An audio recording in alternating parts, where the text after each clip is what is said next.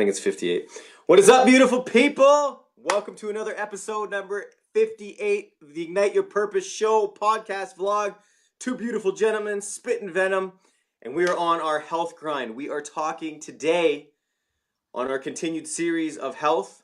And John, what are we speaking about today? Well, flip it. Where did we start yesterday, first off? So yesterday we spoke about how complex health is and all the various facets and elements that go into health. And it can be too challenging to start some days because everyone's an expert.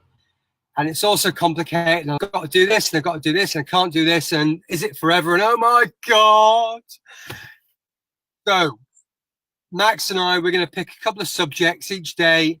So today it might be, whoa, where have you gone, Max?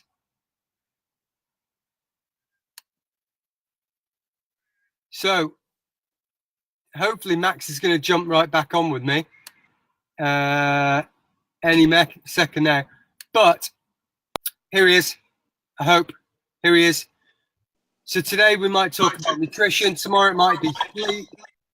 The next day it might be hydration, or we're going to pick some basics and we're going to give you our top tip. We're going to keep it as simple and as straightforward as possible, something that won't take any money, any time. And there we go. So Max, you disappeared for a second, but... And I'm back. I don't know what happened. Kicked me off and I'm back. Yeah, okay, go for it. So we talked, the first day was about, I thought step one would be cleansing. And I think the simplest thing you can do probably after that, or if you're just starting, let's say you don't do a cleanse, that's fine because that gets complicated as well, is I would start with being aware of what you're eating every day, all day. I'm not talking about tracking. I'm not talking about having to journal, but maybe journaling would be good actually for some of us. If you're not on track with, especially if you're eating out a lot, man, just try and journal. Because once you track and you have an understanding of, holy shit, I've just ate, 4 days out at really rich and greasy Italian pizzas or who knows what, right? You're just starting to become aware of what you're putting in your body. From there, we can start reading what's on the labels. We can start, as John and I both do, we only stick to the exterior walls of supermarkets. We don't go down the middle aisles very much. So step one, day one would just be, okay, today I'm going to start paying attention to what I'm eating at work. Am I eating 2 donuts? Am I, and start tracking or paying attention to that. What are you putting in your mouth? I will agree. I think tracking, although it may sound quite challenging or quite boring, it is really, really fundamental. We just eat so unconsciously. So if you don't want to journal, get your phone out, and every time you're going to stick something in your cake hole, snap a picture. It'll timestamp it. You'll see the volume of it. Maybe if you've had it out of a packet, you have the packet in the background. And maybe at the end of the week, you can just scan back through and say, hey, I ate really well this week, or I didn't eat quite so good. And then comes the thing, well, why do I go for X or Y or Z? So my thought on where to begin, and I'll do a nutrition comment as well. I would say whenever you want to start this, whenever it's right for you, and this may not be for you, you may want to start on stress in your life, or you may want to start on sleep. Yep. But if you want to start on nutrition, and this ties in well with Max, is just try and remove the obvious processed food. That's it. Simple. Has it got a packet with 15 ingredients? If it's got a packet and it's got more than 5 ingredients on it, ditch it.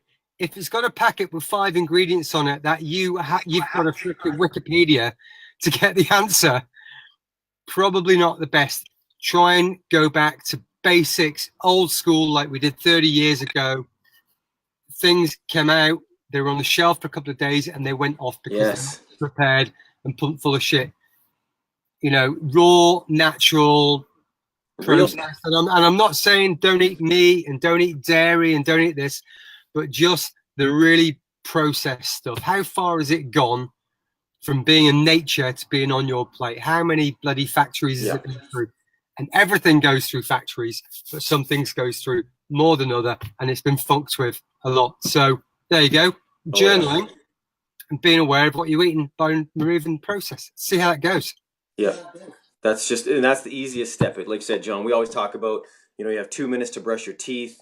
If you're at your desk, there's no way if you have a pen and a pad, you can't go apple, orange, donut. Just write it down. Or pictures.